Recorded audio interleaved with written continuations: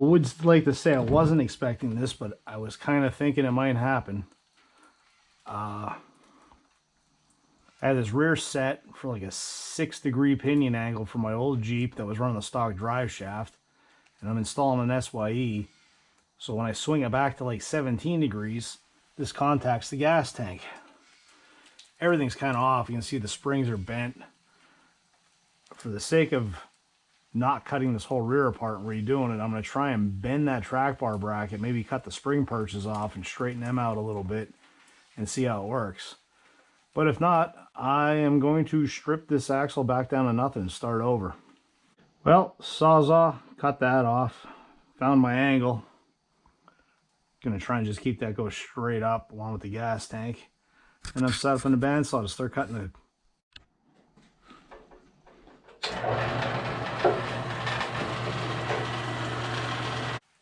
It looks like I can't save this. I'm gonna have to pull the rear out, cut all the brackets off, get new brackets and weld them on at a different angle. Like I said, I built this for another Jeep, and it had a 4-inch rough country long arm on it. I kept the stock shaft, so I had 6 degrees of pinion angle on the top and 6 degrees of pinion angle on the bottom. So now I need 17, so when I swing that pinion up, I was already at -6. It throws everything back. You just saw that I had to cut the track bar bracket off because it was into the gas tank. But as it stands right now, my uppers aren't going to be long enough. I can get everything to clear, but my uppers aren't long enough. So I don't know. I guess either buy uppers or cut it off and do it right. I think at this point I'm just going to cut it off and do it right. All right, well, we're back here. Last Sunday I got that rear pulled out, and we're about to start cranking on this. Get that bracket kit all cut off, and I have an Artec Truss that came in. We'll get that welded up, paint it up. Hopefully this weekend I get it back under and a measurement for a drive shaft, see if we can get this thing running.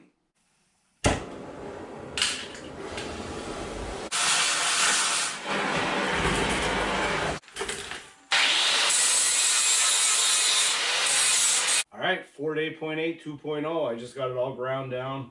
Well, cut off, ground down, and now it's time to start laying this truss out. We shall build it stronger this time.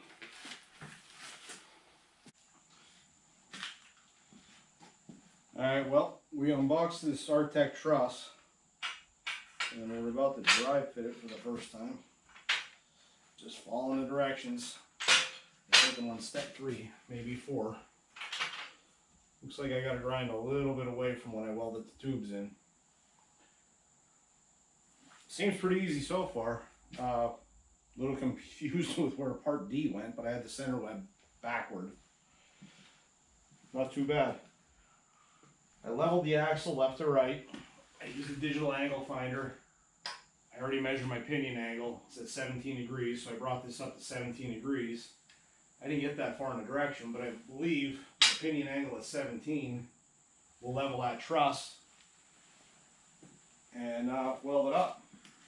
That should be the right angle. Cool. After you get slot B into A and C into D and F into whatever, it says lay this up here and tack it all together. So that's what I'm about to do. I had a little bit of a fitment issue from the weld on the axle tube. I just had to grind a little bit of the weld away and a little bit of the truss away, no big deal.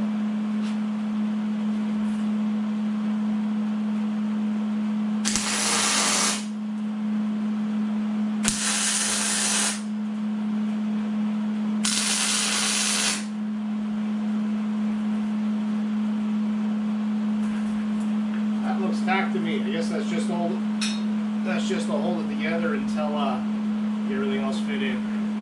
Okay, I have that all tacked together. What you're trying to achieve here on a freehand in this camera is I'm going to need a 17-degree pinion angle. So I'm going to lay that on there. 1690, that's close enough. We can make that up with the uppers. And then you want to put the truss on level to the ground, as in this way. So that's dead zero, that's level to the ground. Then we're going to tack this to the axle tube.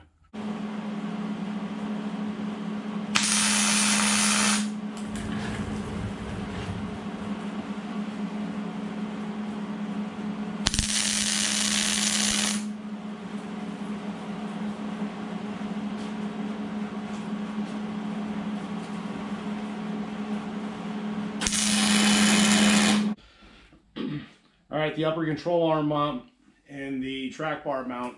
They said to bolt the control arm and the track bar in to keep the spacing right. I'm using my new upper control arm, and I don't want to get any spatter on the threads, so I ran the threads all the way, or the control arm all the way in, so the threads are covered. I can't ruin it, and I have a stock track bar in there, so I don't care if I ruin that. And I guess I'm going to tack this all together.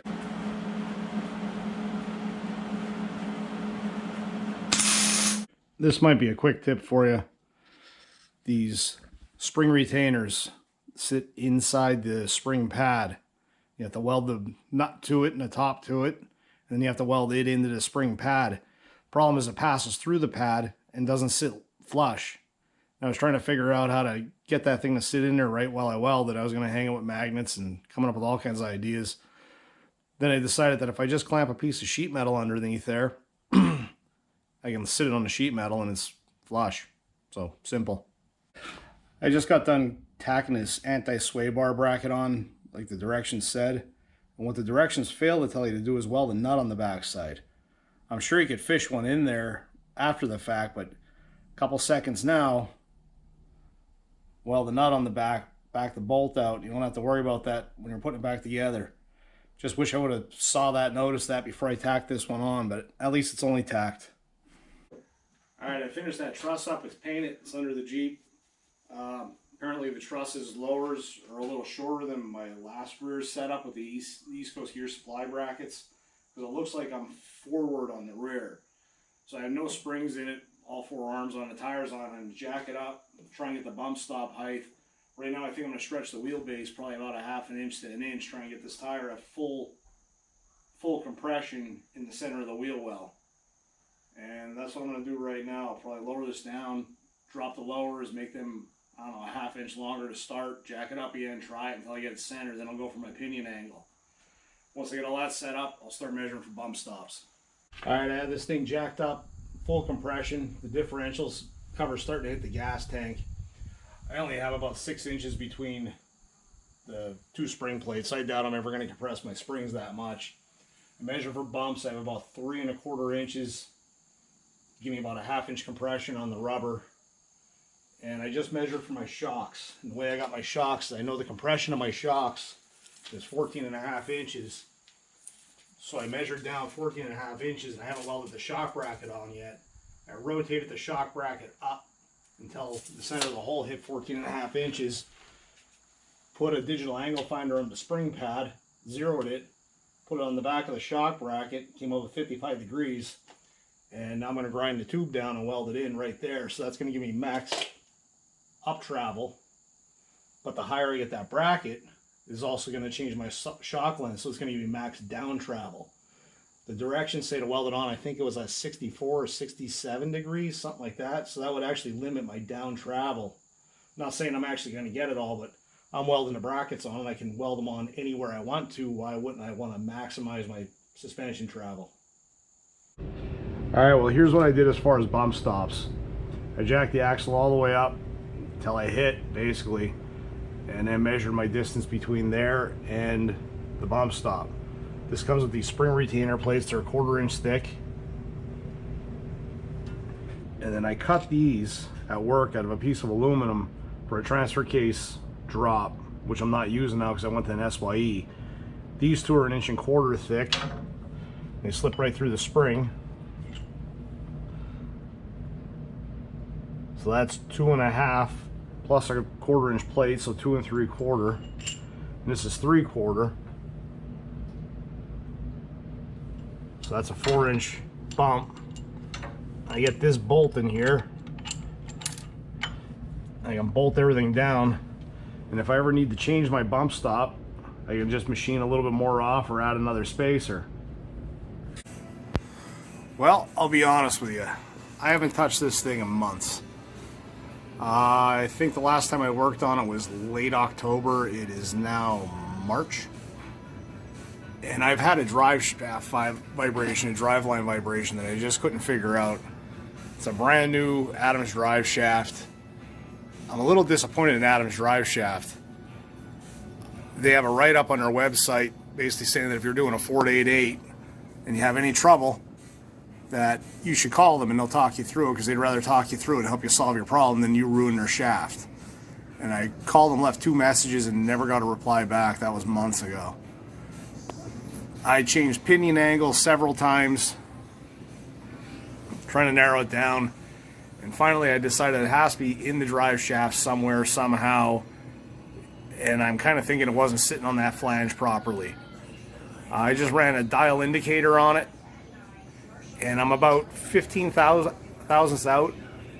So I took it down, and there was a bit of rust underneath there. The backside of this had some rust on it, which meant it wasn't made it exactly right, because if it was made it tight, I shouldn't have had anything behind it. And I'm noticing some burrs in here. I just cleaned everything up with a wire wheel, got the rust off of it.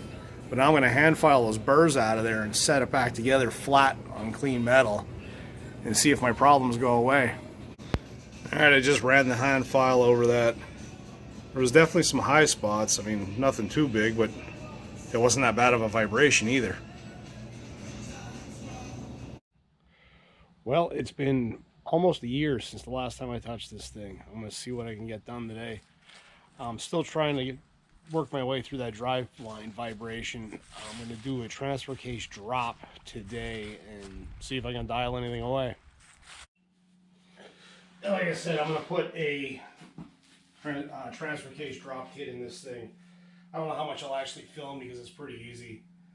I'm going to loosen, not take out all the bolts in the transfer case or on the skid plate. I have a jack underneath it already. Once I get them loose, I'll drop it a little bit, take the bolts out of one side only, lower it just enough to put the pucks in, bring this side up loose, take the bolts out of the other side, drop it down a little bit, get the pucks in, put the bolts in. It's pretty easy peasy. Like I said, I don't know how much I'm actually going to film of it.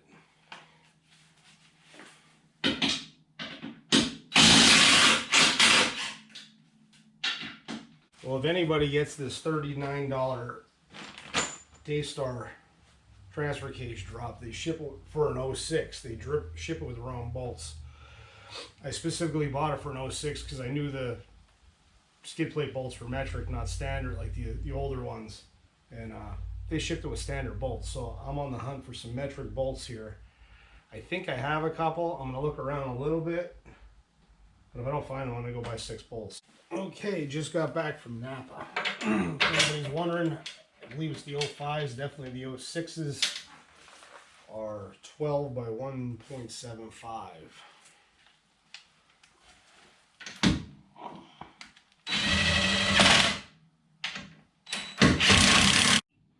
Well, that's it. I just finished this transfer case drop. Had to run and get bolts. There were wrong bolts that came with the kit, but shit like that happens. I'm probably going to end this video right here because I started it in 2020 and it is now 2022. The next thing I'm going to do is pull it over to the pit side of the garage and start readjusting the drive angle, and hopefully I get it this time. I'm not going to film it because I readjusted that drive angle about 40 times already, and wish me luck. If you have any ideas, leave it in the comments. Like I said, at this point I'm thinking it's because of the offset differential on that 8.8 and how much lift is actually on this thing. So I'm hoping by dropping the transfer case I can get some of the angle out of it and dial away the vibration.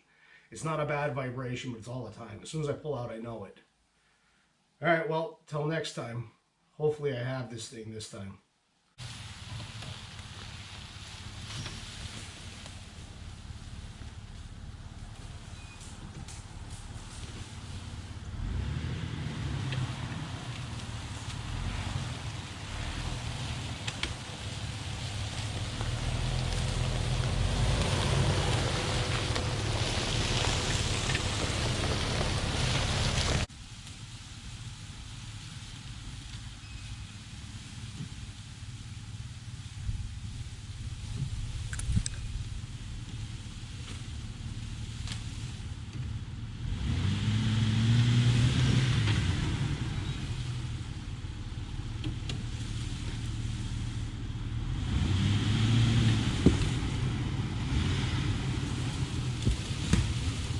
I know it said that I was going to end that video before, but I actually solved the problem. I ended up about 70, smooth as glass, just out playing now.